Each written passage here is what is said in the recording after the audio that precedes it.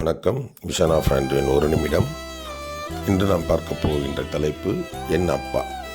ஒரு பிறந்த குழந்தை அறியாத வயதில் எதுவுமே தெரியாது, தாய் என்று தந்தையார் என்று தெரியாது. ஒரு 3-4 வயது வரும்பொழுது தன் தந்தையை பார்த்து வியக்கின்றது, என்னுடைய அப்பா இவ்வளவு திறமைசாலியா என்று. 5-6 வயதுகள் தாண்டும்போது மற்ற தகப்பர்கள் கூட தன்னுடைய தகப்பனை உயர்வுபடுத்தி பேசுகின்றன. ஒரு 8-9 வயது வரும்பொழுது தன்னுடைய அப்பாவிற்கு எதுவும் தெரியவில்லை என்ற மாதிரி நினைக்கின்றன. ஒரு 12-15 வரும்பொழுது அப்பாவிற்கு எதுவும் தெரியவில்லை, அவர் இப்பொழுது இல்லை, காலத்தில் வாழ்ந்தவர் அல்ல, பழங்காலத்து ஆள் என்று நினைக்கின்றது. 18 வயது வரும்பொழுது தனக்கு எல்லாம் தெரிகின்றது, அப்பாவிற்கு எதுவும் தெரியவில்லை என்ற பாவனையோடு வளர்ந்து வருகின்றார். 21-22 வயது வரும்பொழுது நமக்கு தான் எல்லாம் தெரிகின்றது, அப்பாவிற்கு ஒன்றும் தெரியவில்லை என்று வியந்து தன்னையே பாராட்டிக் கொள்கின்றான். 28-30 வயது வரும்பொழுது ஓரளவுக்கு அப்பா செய்ததெல்லாம் சரியான காரியமாக இருக்குமா என்று நினைக்கின்றான்.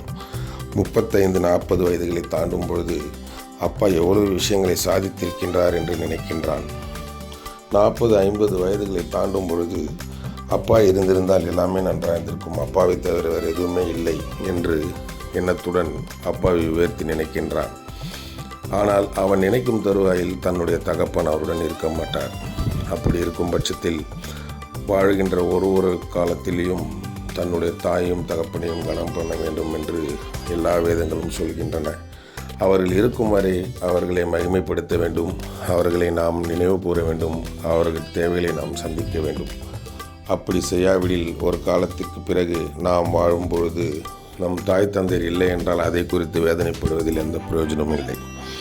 எல்லா வேதங்களிலும் சொல்வது என்னவென்றால், உன் தாயும் தகப்பனையும் கனம் பண்ண வேண்டும், அப்பொழுது நீங்கள் ஆசீர்வதிக்கப்படுவீர்கள் என்று சொல்லப்படுகின்றது. ஆகவே நாம் வாழும் வரை நம்முடைய தாயும் தகப்பனையும் எப்பொழுதும் சந்தோஷப்படுத்த வேண்டும்.